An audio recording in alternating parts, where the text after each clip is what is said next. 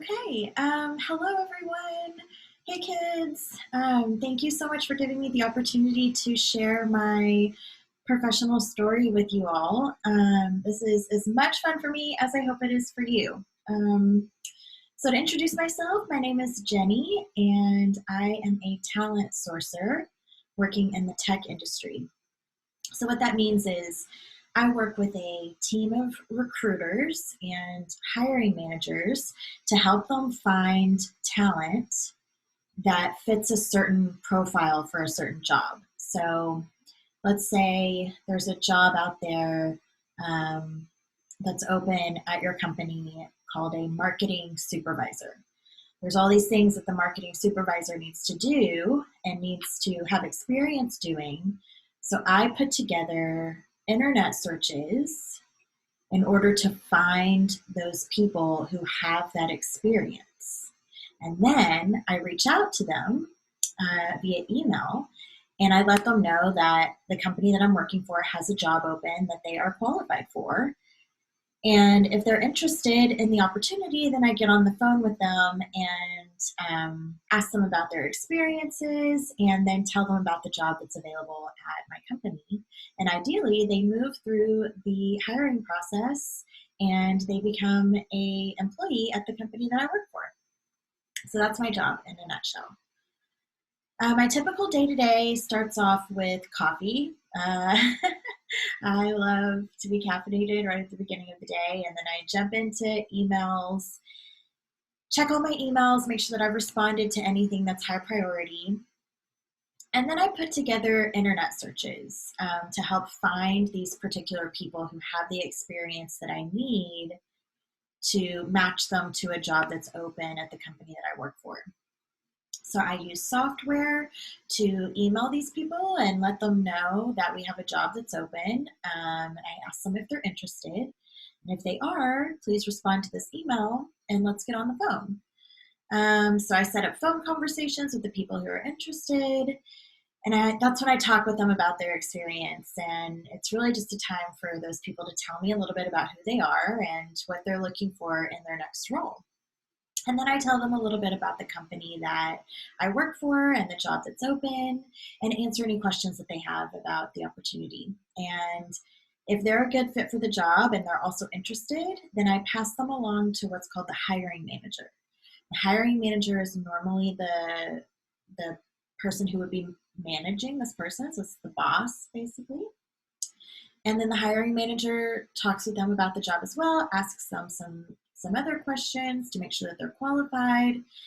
And if they pass through that interview, we invite them to come on site and interview on site and meet people from the team. And if they do well there, that's when they finally get a job offer. And hopefully they accept it and then they become an employee of our company. My major responsibilities are to find as many people who can be a good fit for the roles that we have open. So my goal is then to catch the attention of these people and get them interested in the job that I'm sourcing for through creative emails and basically continuing to reach out to them just in case they missed my first email. I'll send a follow-up email. If they're not interested now, I'll set up a system of reaching out to them later just to check in. It's a lot of relationship building. It's a lot of internet searching. It's a lot of emailing back and forth, and it's a lot of talking on the phone. So I currently work in the tech industry, but talent sourcers can work for almost any organization that's looking for talent. So I could work for the government, I could work in the healthcare industry, or I could start my own business or work for an agency. So really the sky's the limit. If you're looking for people to work at your company, I can come in and help you find the people out there who are experienced in the right areas to help your business move forward in the way that you want to. So I love working with people. I am a people person from the beginning of days to the end of days. It's really motivating for me to work with people and to talk with people. And I'm also a helper. I really love helping people. So this job combines working with people, because I get to talk to them on the phone all day, And then it also involves helping people because I'm helping people find their next professional opportunity. I'm helping people find their next job. And that brings a lot of joy to me.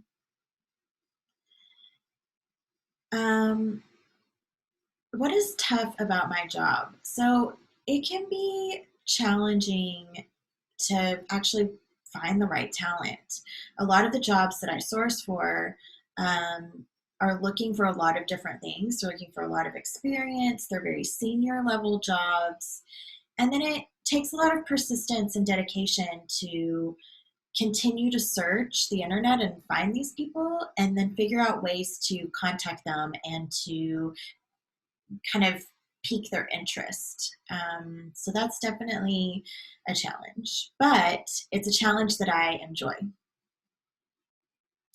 So my professional path, how did I get into this job, is I like to say colorful. To let you know, I am 38 years old and I've been working for a long time. So as I talk about my past, know that I have a lot of experience to rely on.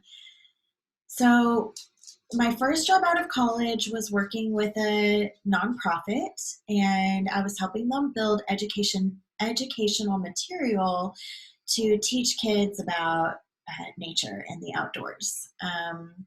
And then I really wanted to teach. I was working in education. I found that really fulfilling.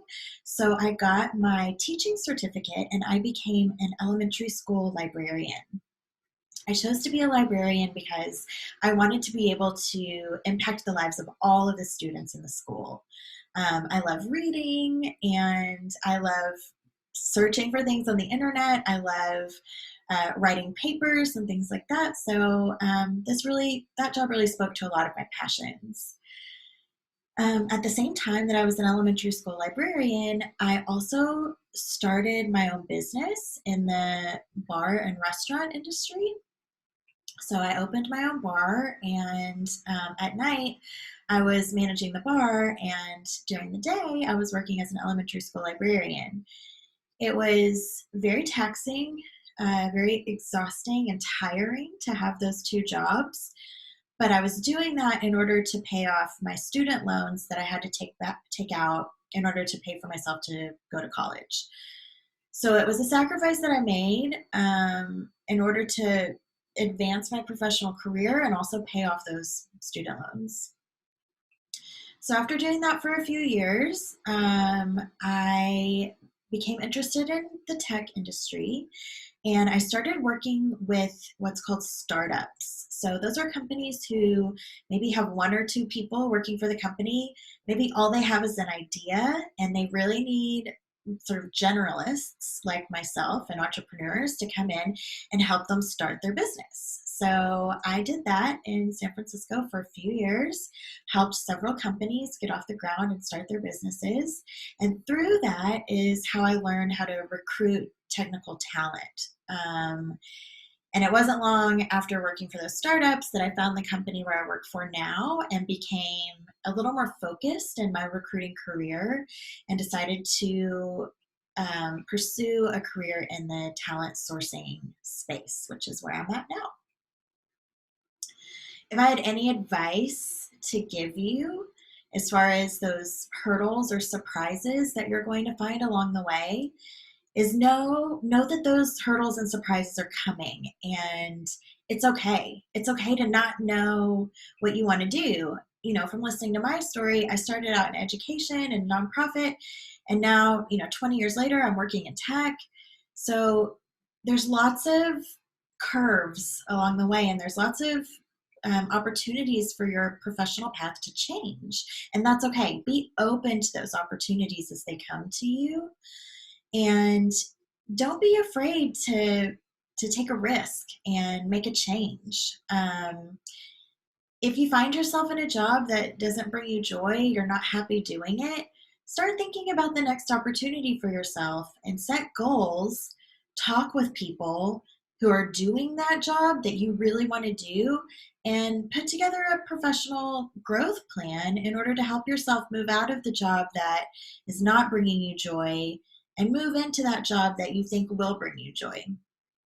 And don't be afraid to make the wrong decision every now and then. There have been plenty of jobs that I took that were the wrong job for me at that time, but they ultimately led me to my next opportunity, which was a better opportunity for myself. So even though I did take some jobs that I wasn't necessarily happy in, those jobs gave me the skills and the motivation that I needed in order to find the next opportunity that really did bring me a lot of joy and satisfaction. So be ambitious. Like set those goals for yourself. Be ambitious. Be the best that you can be at every job that you do. And as long as you're doing that, then you're on the right track and you're doing yourself a service. You're learning and growing along the way. And just give yourself some credit for the exploration that is ahead of you. So when I was growing up, I always wanted to be a teacher or a businesswoman or a talk show host. And I would say, I got to be a teacher for a little while as I was working in the library, and that was a lot of fun. And through that job as a librarian, I learned how to build what's called Boolean strings. And I was teaching students how to build Boolean strings. Some of you may know what that is already. If you don't, you'll learn from your librarian someday. And those Boolean searches are something that I use every day in my current job. So that's one way that my professional path has, like other jobs that I've had in the past, have lent themselves to what I'm doing today. As far as being a talk show host, I've never got to do that professionally per se, but every time I'm on the phone speaking with someone who's interested in one of the jobs that I'm hiring for, I picture myself on a talk show and I'm asking them questions about themselves and creating engaging conversations about the company that I work for. And so in that way, I get to host my own talk show every single day. As far as being a businesswoman, I think that I've been doing that my entire life. The first business that I started when I was young was selling lemonade out of a lemonade stand in my front yard. And I went on to sell other things throughout school in order to make just a little bit of extra money, and kind of kept that entrepreneurial spirit and drive throughout college, and still kind of embody that as a businesswoman today. So some things that I learned from kindergarten through 12th grade that are most useful to me now, definitely public speaking. I would participate in UIL events, so Universal Interscholastic League, when I was in high school, and through those I was participating in prose and poetry reading, where I would get up in front of audiences and perform an excerpt of a prose piece or a poetry piece, an interpretation of a poetry piece. I was also in theater and drama, and it just helped me gain the confidence that I needed to be in front of people and to present. And that comes in handy in my job every day as I'm presenting profiles of candidates to hiring managers. Also, I was in the band in in junior high and high school, and I still play musical instruments, and that really helped me form some discipline around practicing, and has also given me a lot of joy in my adult life as I, love to relieve stress and also play music for my friends. So I do have a bachelor's degree. I have a BFA, which is a Bachelor of Arts, and I'm really glad that I have that degree. There were times throughout my college experience that I doubted myself, and I thought, why do I need this degree? It's unnecessary. But then I would always come back to the spot where I do need this degree. There's going to be a time in my life when I want to get a job that requires a degree. All of the jobs that I've had since graduating high school have required a degree. So it's really important when you're going through college, you're going to get, you're going to have rough patches, and you might feel down, and you may not understand why you're doing all this hard work, but it is worth it. At the end of the day, throughout the rest of your life, that degree is going to unlock so much more potential for you as a talented individual entering into the workforce.